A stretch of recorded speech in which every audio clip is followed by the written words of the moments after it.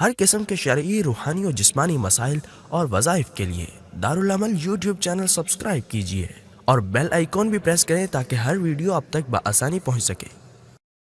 अल्लाह ताला څومره عزت ورکړی ده، څومره شان یې ورکړی دی زنانو او څومره او نبی علیه الصلاة والسلام فرمایي ایما امرات صلت خمسها وصامت شهرها وحسنت فرجها واطاعت بعلها فلتدخل من ای ابواب الجنة شاءت.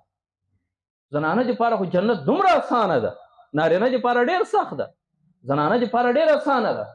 نبی علیه الصلاة والسلام څلور خبرې وکړې، په دې څلورو خبرو زنانه عمل وکړي فلتدخل من ای ابواب الجنة شاءت. د جنت په کومه دروازه چې خوښه د جنت اته دروازې دي چې په هره دروازه یې خوښه دا زنانه داخلېدی. ایما امرات، هره زنانه صلت خمسه چې پنځه ټیمه لمونځ کړي. دا باید زنانه داسې سستي کړي، د مازدیګر اذان ونهوسي ناستی ناستی سترګه پولې داسې عمل لمونځ نه ده کړی.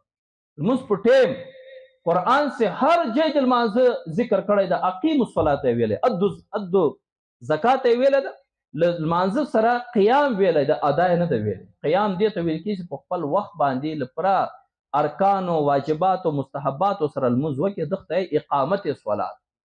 ادا صلات دې ته ویل کېږي چې هر ټیم پې ولاړ شي ودې کړو لمونځ دې ادا کړو، فرض یې غاړې واړول، خو لیکن اقامت اقیموا الصلاة اقیموا الصلاة. ایما امرات، هر زنانه صلت خمسه چې پنځه ټیمه لمونځ کړي، وصامت شهرها د رمضان روزې نیسي، وحسنت فرجها د خپل عزت حفاظت، نه سرتور سر ګرځي، نه بې پردې بار ته وځي، نه د دې اواز پردي خلک اروي، خپل عزت ساتي.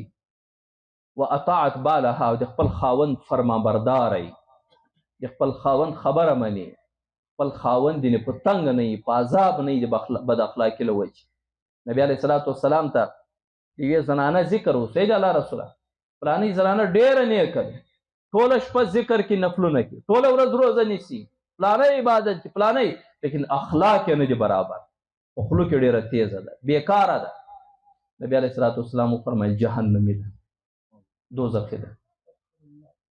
بلې زنانه ذکر وسید الله رسوله، فلانۍ زنانه خالي پنځه ټیمه لمونځ، نه د شپې عبادات کوي، نه د ورځې نفلي روزې نیسي، په اخلاق کې ډېر ښه. اخلاق یې څه مطلب؟ خاوند یې خوشحاله ده، بچیانو سره نرمه ده، په کور کې نرمه ده، دعوې نه وهي، خوله یې خوږه ده، زبان یې خوږ ده. نو نبي علیه الصلاة والسلام وفرمیل دا جنت دی. ایما امرات صلت خمسها وصامت شهرها وحسنت فرجها واطاعت بالها، د خاوند اطاعت کی، فلتدخل من ای ابواب الجنة شاء. د جنت په کومه دروازه دې خوښه دا داخله ده. زنانو دپاره صرف څلور کار دي، دا دې کې جنت ته دې په منډه ځي.